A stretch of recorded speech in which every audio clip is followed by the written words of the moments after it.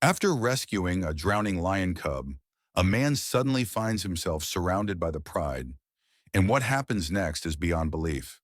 The churning, muddy waters of Kenya's Mara River swirled violently around David Thompson's chest as he battled the fierce current, a small lion cub clinging desperately to his shoulders.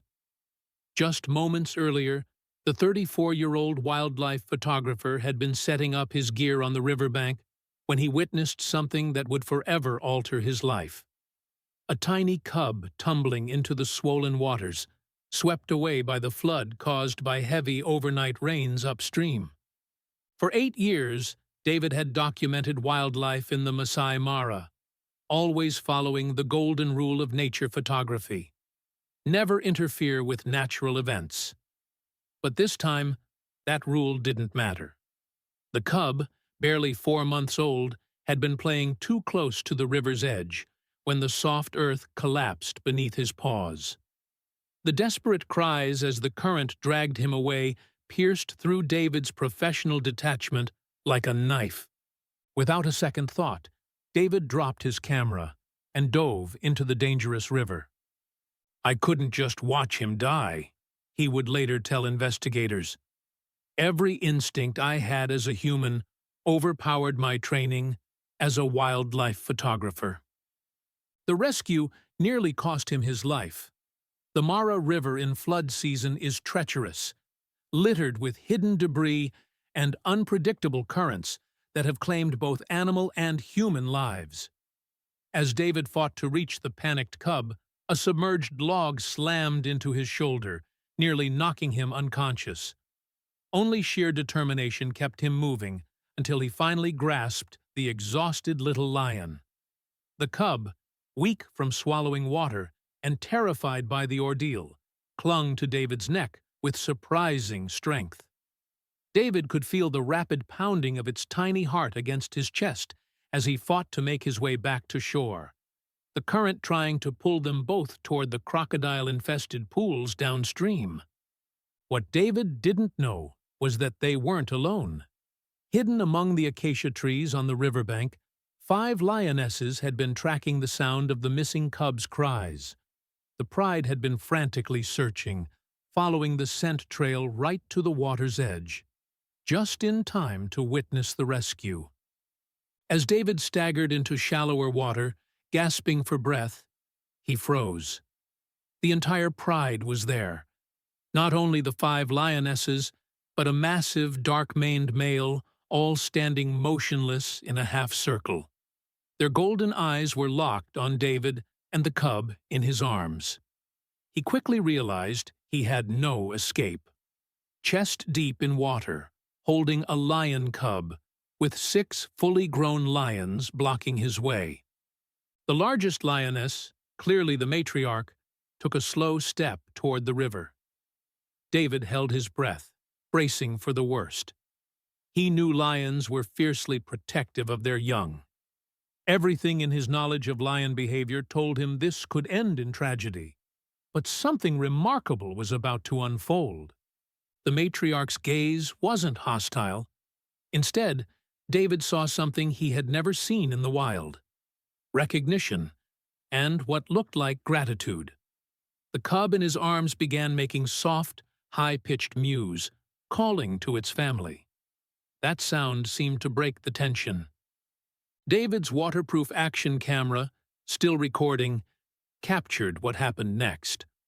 The matriarch stepped into the shallow water, her huge paws sending ripples across the surface. David tensed for an attack that never came.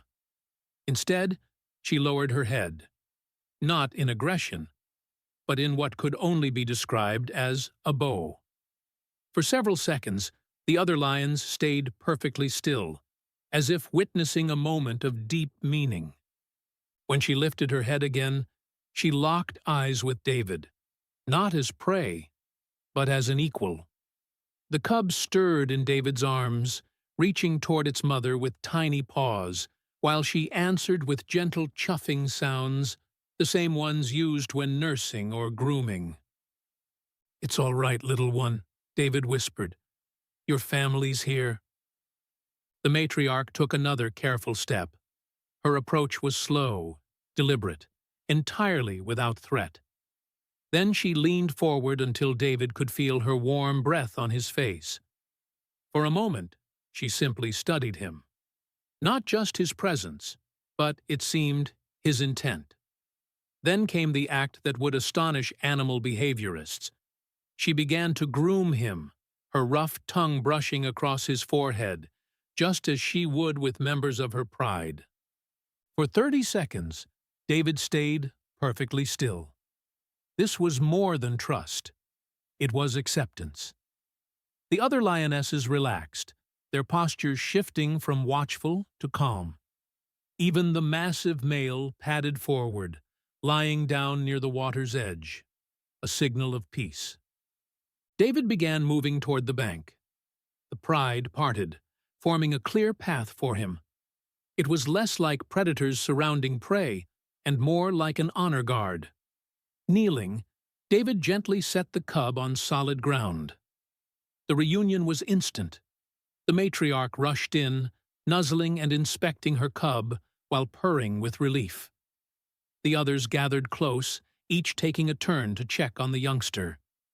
The male lion came last, lowering his huge head to touch the cub gently with his nose.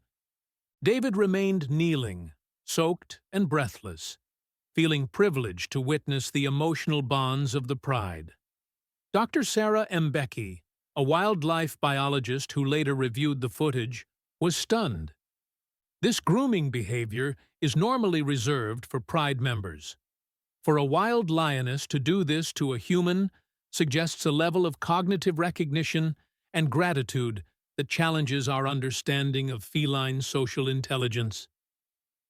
As David slowly backed away, the matriarch called out. A low, rumbling sound, unlike any roar or growl he had ever heard.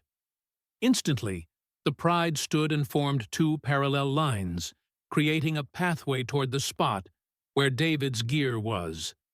It was an escort, ensuring his safe passage. The matriarch walked on his right, the huge male on his left, the others flanking behind in perfect formation. The rescued cub trotted beside his mother, occasionally brushing against David's leg in a gesture that felt like pure familiarity. At David's equipment, the pride stopped. The matriarch stepped forward, tilted her head, and gently pressed her forehead to his. The greeting of a trusted pride member. "Thank you," David whispered. She responded with a soft chuff, a sound of contentment and farewell. One by one, each lion touched David, a nose, a brush against his leg. Even the male gave a gentle head bump before moving away. The cub came last, sitting before David, tilting its head and letting out a tiny mew that seemed almost like a thank you. David reached down and stroked the cub's head one final time. As the pride moved off toward the shade, David stood alone, dripping wet, overwhelmed. His camera had recorded everything. Wildlife experts authenticated the footage. Documentaries featured it worldwide. Dr. Jane Goodall herself would call it one of the most extraordinary displays of interspecies recognition and gratitude ever captured. The cub grew into a powerful adult, protected by his pride. Over the following months, David saw them again several times, the matriarch always greeting him with a chuff, and the grown cub approaching his vehicle without fear. Local guides began calling him Simba's brother. The man adopted, however briefly, into a lion pride. For David, who had started that day hoping only to photograph wildlife, the encounter became a lasting reminder. Compassion is a universal language, understood by creatures we are only beginning to truly know.